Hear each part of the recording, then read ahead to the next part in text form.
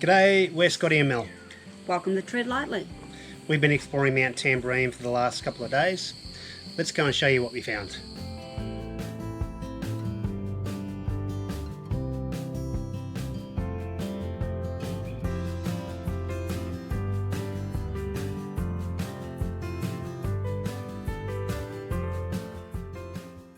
We decided to do a day trip and overnight stay at Mount Tamborine, which is part of the Tamborine National Park down near the Gold Coast. To get there from the Sunshine Coast, jump onto the Bruce Highway south and follow the M1 over the Gateway Bridge and take the very next exit past Dreamworld. Turn right and follow the signs up to Mount Tamborine. There are plenty of hikes and nature trails at Tamborine National Park, and one of the most popular ones to do is the short walk down to Cedar Creek Falls. It's a readily accessible track and great for families. In the grand scheme of waterfalls though, this was more like a water trickle, but it was still great to get to the end to see people swimming and enjoying the rock pools.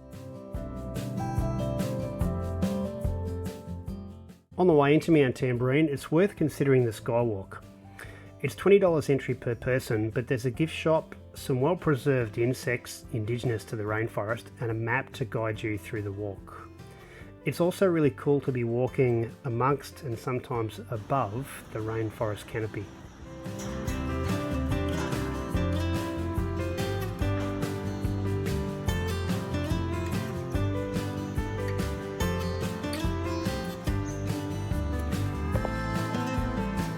They've got it nicely set out with a good balance of information about how the plant species reproduce, and also some great history of the logging industry from the last century and its role in helping shape the future of Queensland.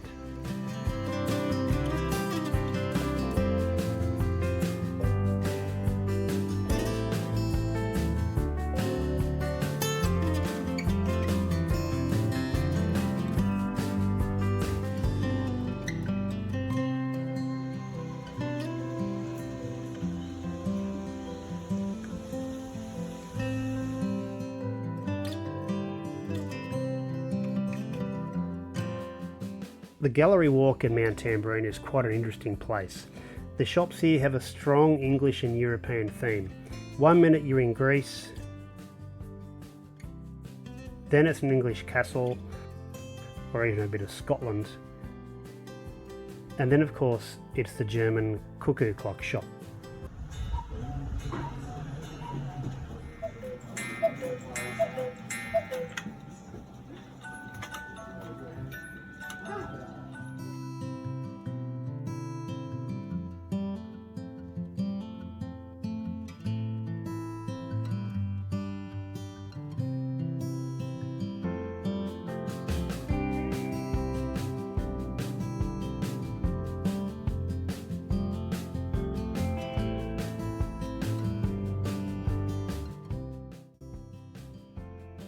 A liquor tasting session at the distillery is a great way to finish off your stroll along the shops of the gallery walk.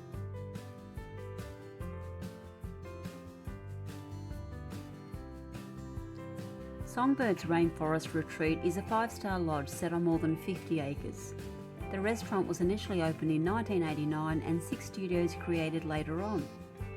The rooms are all a little different, but boast a king-size bed, fireplace, spa and private balcony.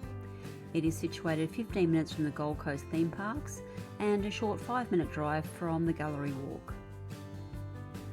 A short walk from the villas are some resident goats, peacocks and alpacas, and we were lucky enough to see some pademelons hopping about.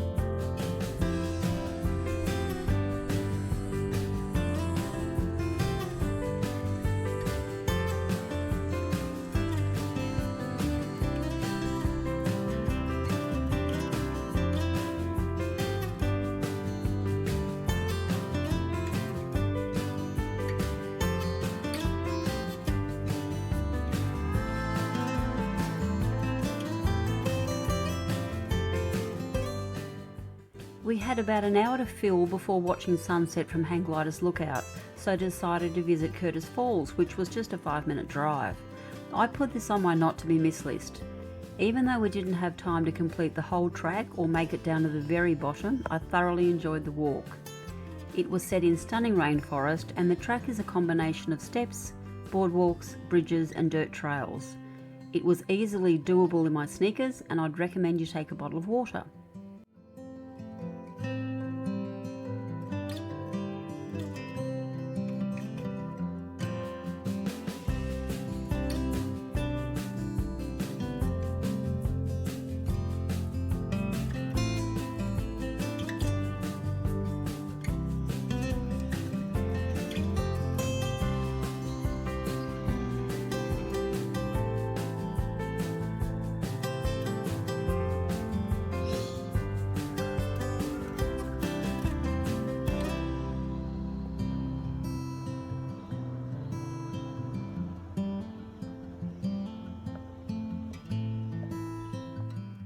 The only booking we made for our night away was a wine tasting at Witches Falls Winery.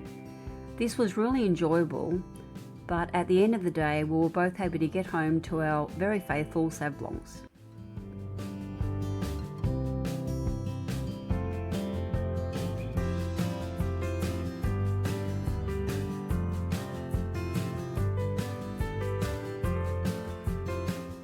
Hang Gliders Lookout is a magical spot to enjoy the sunset. Get there in time to get a park and find a spot with your picnic blanket. Then just relax and enjoy the view.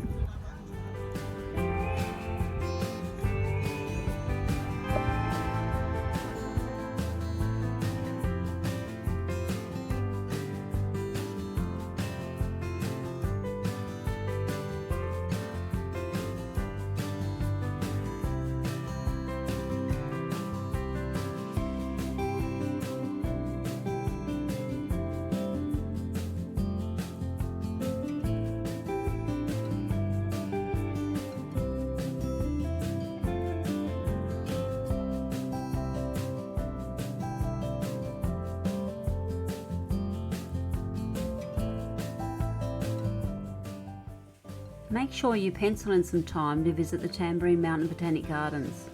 The centrepiece is a gorgeous lake, and around this are many paths that lead to the various themed plantings. There's a succulent garden, a Japanese garden, a rose garden, azalea garden, camellia garden, and so much more. The art at the Sooty Owl Creekside Walk was just amazing, and I could have spent absolute hours here.